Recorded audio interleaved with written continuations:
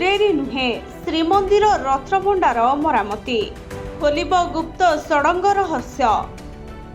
ଉନ୍ମୋଚିତ ହେବ ଗୁପ୍ତ ଭଣ୍ଡାର ଚର୍ଚ୍ଚାର ସତ ଖୁବ୍ ଶୀଘ୍ର ହେବ ରତ୍ନଭଣ୍ଡାରର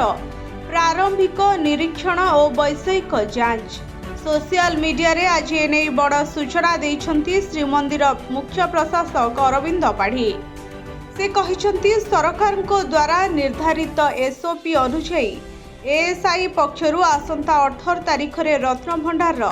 प्रारंभिक निरीक्षण एवं व्यावसायिक जांच करबाकू स्थिर होईछि। एएसआई रो अतिरिक्त महानिर्देशकक नेतृत्व रे हेबाकू थिबा एही निरीक्षण और वैषयिक जांच कार्य council of scientific and industrial research बा सीएसआईआर एवं नेशनल जियोग्राफिकल रिसर्च इंस्टीट्यूट रो विशेषज्ञ माने उपस्थित रहिबे। राज्य सरकार को अनुमोदन परे ए काम आरंभ हेबो।